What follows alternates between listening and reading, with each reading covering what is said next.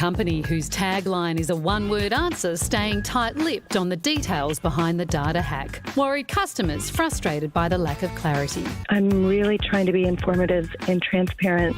Great. For your listeners. You would know that further harm has come to other customers because of this data breach already. Would you know that?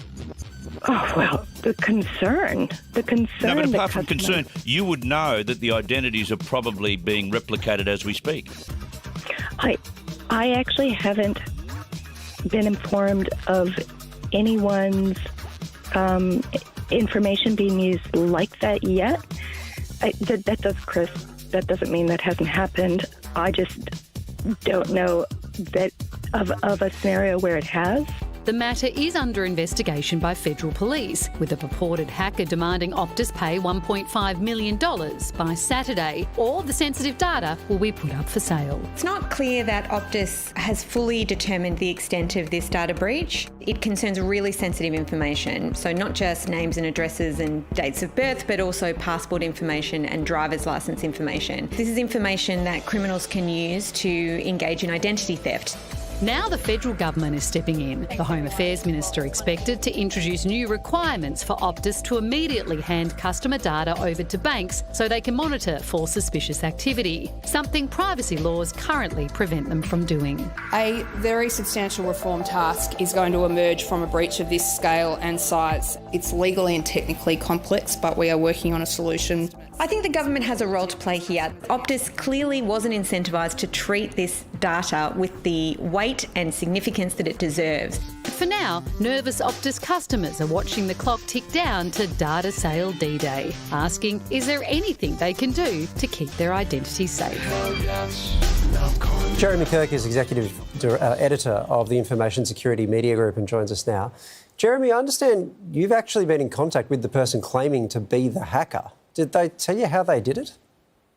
Yes, I asked. And there had been some rumors kind of circulating about how this person got this data. So I thought, well, I'll just reach out to them and ask them.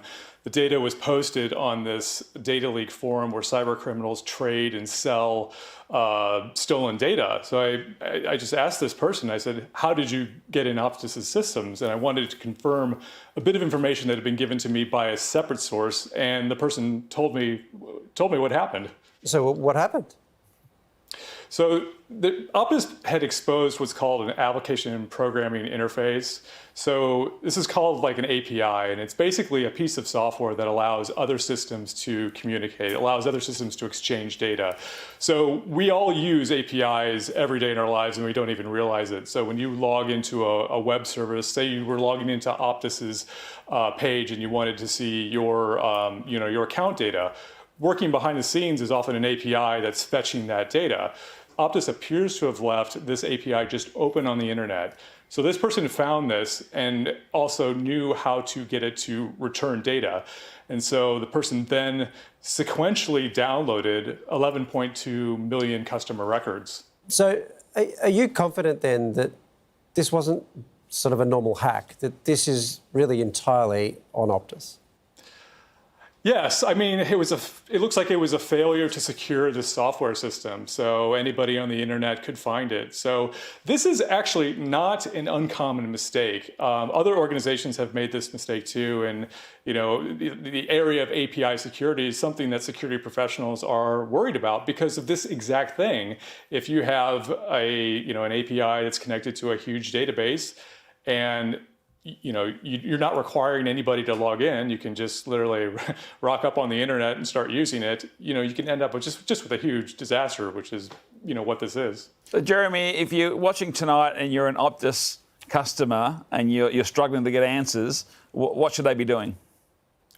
The Australian government has fantastic resources if you want to read more about how to protect yourself or look for signs online. So look up the Australian Cybersecurity Centre. It has wonderful resources. So it's always good to just monitor your credit reports. In Australia, you can get a free credit report, I think, every 3 months to make sure that you don't see anything odd in there that you didn't do. the usual advice around phishing emails and text messages. If you get anything that seems a little bit odd, or people asking you for information that you think is strange, just reach out to your bank or whatever service provider it is and say, hey, did you really contact me and do you really need this information? Because they'll probably say, no, that's a scam. And this stuff is very, very prevalent, but we just all have to have greater awareness that if anything looks off, don't give your login details or personal information or anything like that.